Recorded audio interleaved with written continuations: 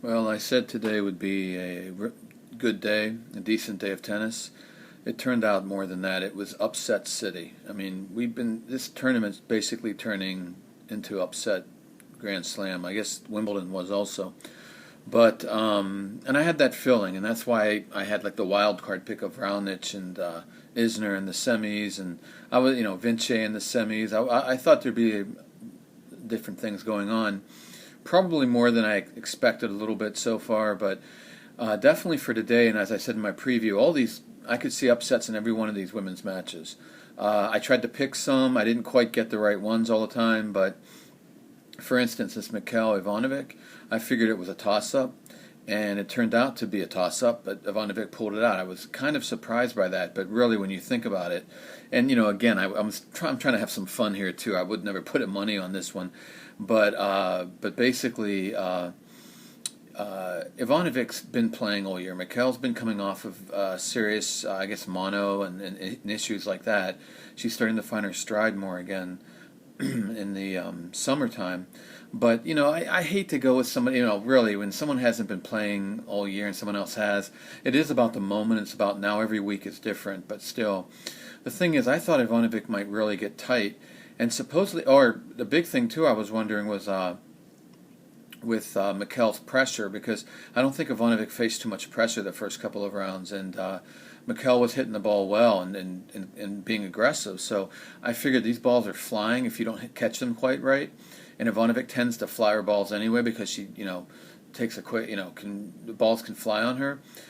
And so I figured that might happen with Mikhail, and it was. Mikhail was putting under pressure right from the start. Ivanovic was having trouble keeping the ball in the court. It got tight. I think there were a couple breakbacks back and forth. I can't remember exactly now. It was a long day of tennis, and also the first day of college football, but that's a whole other thing. But anyways, at the end of the first set, the break went Mikhail's way, and she won. And I'm thinking, oh wow! And she kept going up a break in the second set. I'm like, she's got this, just like I thought. And I said to myself, I actually thought it was going to go 3 sets more, but I'm like, but then finally at the end, she got tight serving it out, which she's going to get tight with her lack of experience anyway. But when you put in the kind of year she's had, which been a really bad year, you definitely would have. Mikhail is going to be tight, and serving for the match, Ivanovic broke back once again. And this time Ivanovic held on, didn't get broken again, and then broke again and won the set. And then she got up in the third and held on. Look, things are going to get better for Mikhail, but she just needs to stay, fit like the rest of the girls need. And Ivanovic, even though you can say, well, of course Mikhail tightened, she's younger, less experienced, hasn't had a good year, still a good win for Ivanovic. I mean, the USA crowd was in there with Arthur Ashe. It was a big deal. These are situations where Ivanovic will, let's say it, she'll choke. And she's done it before, and it doesn't really matter who. And so you've got to give her credit for that. She hung on. She got aggressive than she needed to be, but not over-aggressive. And what's interesting to me is it was just in the nick of time, but she found her range. She found her rhythm with these balls, which can fly on almost anyone. And I think, I've talked about these balls before. I think a lot of what we're seeing, and we think, oh, somebody's really a mess. Some of it is people are physically a mess, but some of it is just that if you start to get off in your game against somebody who's actually on with these balls, that person who's on, these balls are going to go through the court quick, and then the person whose game is off, they're going to fly on them. So the games can turn 6-1 quick. I think that's what we're seeing a lot. And so some other things in the stats I'm seeing that are kind of unusual, but I don't want to get into that right now, but I'm thinking it has a lot to do with one of the more lively balls we've seen on tour in a while, in my opinion. To contradict that, the balls are larger, but they are lively, so that's a big deal. So good win by Ivanovic all the way, good win. And Mikhail's back. Now she just has to stay on the court. Nadal, Dodig, I didn't think this would even be this close, but then again, I wasn't sure Dodig could beat Davydenko. But a great first match for Dodig to win 5 sets, a brutal match. The fact that he had enough to get through Davydenko, well, Davydenko also had a 5-setter, so. But this was too much. But he pushed Nadal. He broke back in the first set after being down a couple breaks, and hung on and fought tough, but. Nadal looked a little sluggish, but again, there's something else. I keep talking about the balls in the surface, but I haven't mentioned much about the weather, and it has to be mentioned. It has been really humid. I mean, it does get hot and humid in the New York summer, but it's not that it's that hot. Uh, we haven't seen 90s, and there's been a lot of cloud cover, but it's been very thick. That off the east, the Atlantic, the Gulf Stream, just heavy, thick Gulf Stream moisture has just been sitting on Flushing and over the whole New York City area the last couple of days, and it may even be worse tomorrow. In fact, it's supposed to rain tomorrow, but they keep saying things and not getting it right, but it's supposed to rain. Anyway, it's just not only is it affecting the speed of play greatly, and the bounce. I think the bounce wasn't quite as high today for Nadal. That could have been part of it. But it's just taking its toll on the players. And Nadal looked a little sluggish for a minute, but then he did what he had to do. So no problem there. The Williams won. They were a little sluggish at times still these first 2 rounds, but good win for them. They've had a couple tough opponents too. So, and then moving on.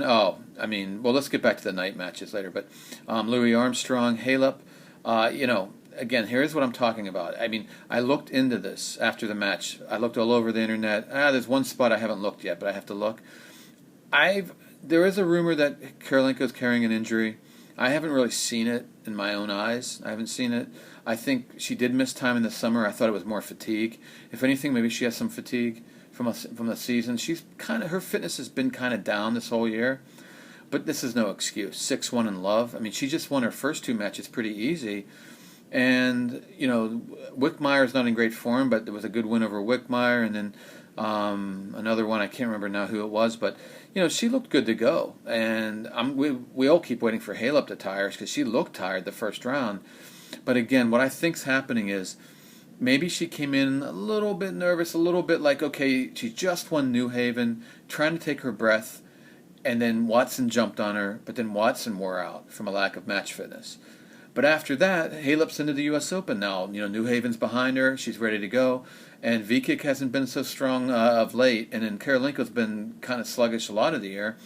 But it's about form more than anything. I don't think Vikic was, hurt or really exhausted. And I don't think Karolinko didn't look exhausted. Maybe a little down for sure. She might have a little something going on, but nothing major. More than anything, I think Halep is jumping on these girls with great form, aggression combined with defense, a perfect balance of it.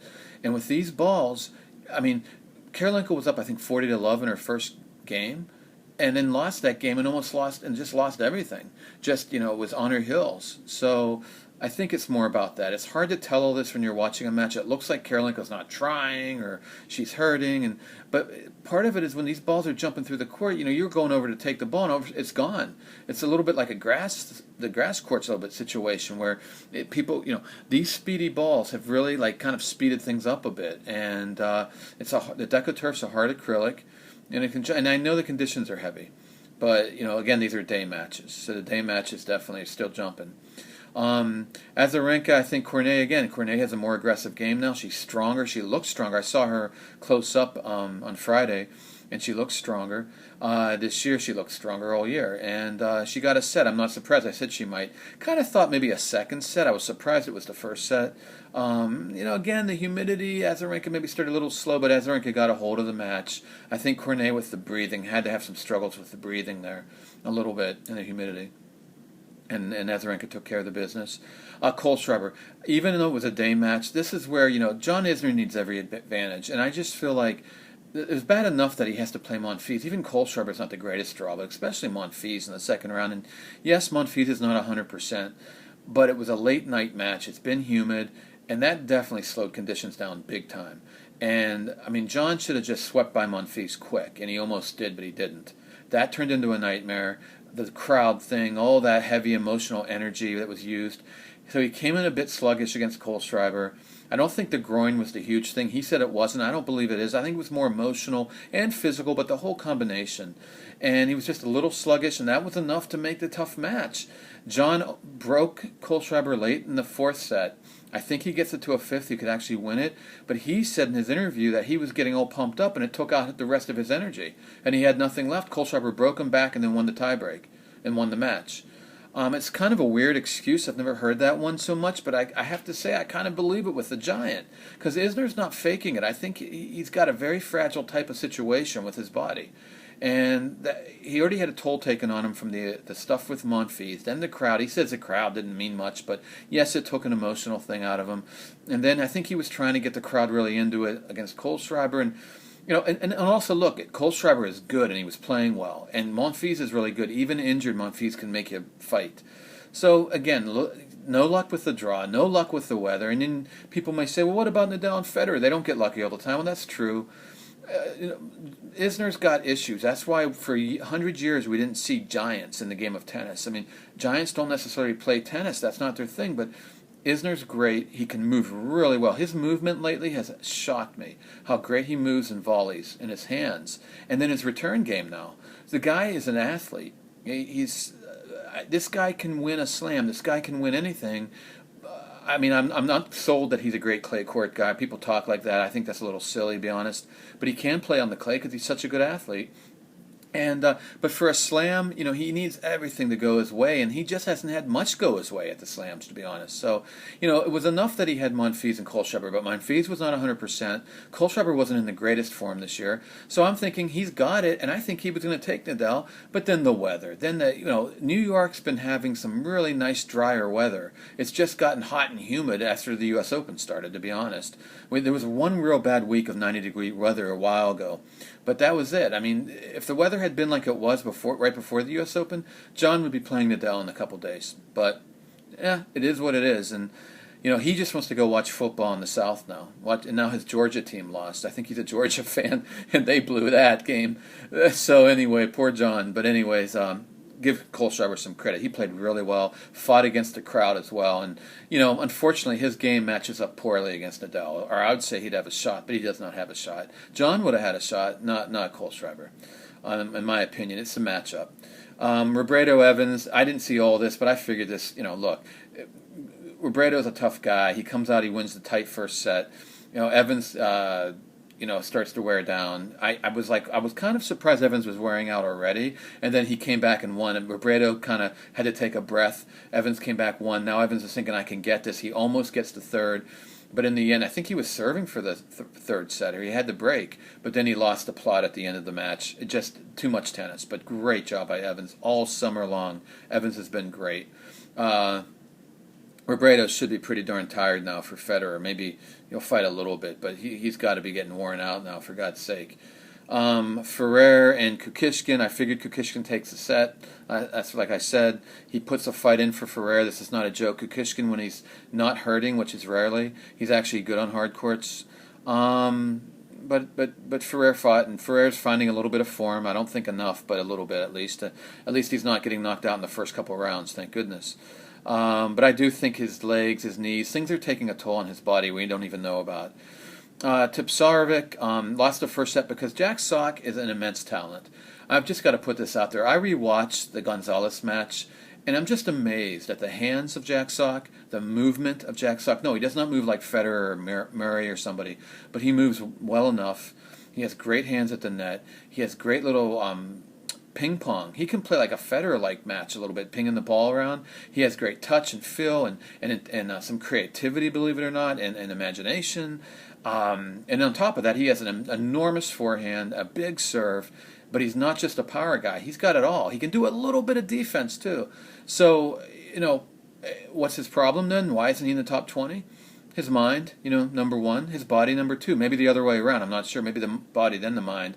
But either way, both. His body's weak, he's tired a lot, and then on top of that, his mind goes out the window a lot. So, he starts getting frustrated easy and upset. So I think if he could get his body in a good fitness level, his mind will follow suit with that. And then I think this guy's top 20, definitely. I didn't think that a long time ago. Before, I just thought he's a big hitter. On the Challenger circuit, he seems to just rely on his power a lot more. But I've seen here at the U.S. Open, he's really showing some variety I didn't even know he had. So, but Tipsarevic fought him hard. Then Jack Sock got all upset in the third set, and in the fourth set, I think he was just exhausted. He was all upset the Gonzalez match too. I think all the upsetness and it just all took its toll. But let's see. I hope he gets his fitness really on target. Tipsarevic, nothing real special. He's fighting and he's working. He's fighting. But he doesn't have form right now, but he's fighting. Vinci, yeah, it was pretty close. She did what she had to do. I'm glad it didn't go 3 sets. That makes my pick of her in the semis look better. I mean, 3 sets, she needs to try to keep as much energy as she can. Knapp's been trying to make a comeback. She's doing well, but she's still not quite the fitness that, I'm sorry, quite the form yet that to beat Vinci. This is, like I said, this could have been. By the way, Knapp could have upset too. Anybody could have pulled an upset because it's all there for the taking. Some of these other girls are coming up strong now again. Fitness levels are all over the charts right now. And speaking of fitness, Kvitova was sick again. I said it in my video. I said she could be sick again, and she was. So that's the end of that with Risk. And Risk, by the way, is playing well. Some people are saying, oh, she's fluking out. She's not fluking. She's playing well. She's a good player. She can take it early. She has some power. She can rush the net. She has some good strategies. Not the greatest mover, but not terrible. And, Barthel's a little off, but not terribly. She was finding a little form, and Risk took it to her. And was a little nervous in the beginning, and then took it to Barthel. She did it to Kvitova, too. Kvitova was sick, but yes, Risk took the match. So congrats to her. Raonic, good stuff. I mean, Lopez, it's scary because this surface is variable. So yes, it takes a big serve with these new balls now. The people are getting all kinds of aces, but you can play a lot of like slices and defense and I know Lopez was doing that stuff to Raonic and then pulled out that because Lopez had a big serve too. So Raonic's lack of defense is going to really hurt him here. I still think he can get by Ferrer if Ferrer's not totally fit, which I don't think he is. A lot of aces, but overall. Always with these giants, they're big power, but it's always about their movement, and about their fitness. It's always the issue. And because of that, they need some luck. I think Raonic is in the lucky side of the draw, so he might get that. That's it. But yeah, Lopez got the first set because Lopez can move a little better and can do a little more from the baseline. But then after that, Raonic took control. I'm sure Lopez wore down. I didn't quite see all that, but he wears down. I didn't have time to check on all that. And he looked worn out even going into the U.S. Open. So my pick was right on that. This one, I had mistakenly thought Tursunov retired in the second set. I misread it. And then he retired in the fourth anyway. He did take a set. Does not surprise me. Like I said, Gasquet's tired too right now. He's not the 100%. But Tursunov's been playing a lot of tennis, some of his better tennis, but his fitness is about to go out the window. He's going to need a rest. He just never had the best fitness anyway, so that doesn't totally surprise me. The humidity's getting to everybody too. Come on, and the people a lot of this tournament's going to be about fitness. And in court 17, it turns into a humid pit there. So I guarantee you, I didn't see it, but they had to be cramping with Tursunov and all that. He lost a lot of liquids, I'm sure. And Lopez probably was cramping for all I know as well. Anyways, Udan lost with Risk in the doubles there. And I think the rest of this is doubles. Court 13 is no longer a TV court. Court 11 still is, and there we have Panetta. I thought that was going to be 7-5 Kuznetsova. And then Panetta maybe almost gets the second, and Kuznetsova pulls that out too. I thought the fighting that Kuznesova's been used to this year, she's had more form. Even though she'd been out since the French Open, she did so great at the French Open. But Panetta has found some late form, and I should have trusted my eyes. I saw her live practicing. I have video on it on my YouTube channel. And she's really working on an aggressive forehand and a more aggressive serve. She looked fit. She looked in live, and when I'm watching it on TV now, you can see the same thing. She looks very fit. This is her best shape she's been in since the injury started, so I should have stayed with that. Kuznetsova was looking a little worn against Peng Shuai in the third set anyway. I figured if this goes 3, Kuznesova's going to probably lose, but, she lost anyway. She totally wore out after that set, so I totally underestimated. I thought she was more fit than she was. Kuznetsova can be such a big fighter and hit so hard that sometimes I get a little, taken up with that. That was a mistake on my part. I was afraid to go with Panetta, but there she is. Wow, good stuff. I'm happy. Glushko, this doesn't surprise me at all. I thought she might actually pull it out. It looks like she was about to. I think she had set points in the second and the third. She had it all over the place. Yeah, she's had a long summer, a lot of ITF events. She plays ITF, so she's not used to this. So the mental plus the physical, a lot of stuff, a lot of tennis. Hantuchova is going to be a little bit worn out now. And I think that's a wrap. A lot of this other stuff is doubles. Look at that. Petrova is winning even though she's worn. She maybe should stick to doubles now with the bad back. Pays and Stepanek are on fire. Pays is back. Pays was real struggling the beginning of the year, and he's doing a lot better now. I think he got some rest. somewhere along the line in Indiana. Then we have a lot of juniors. So that's a wrap. It's a long day. A lot of upsets, heavy humidity. It's supposed to be worse tomorrow.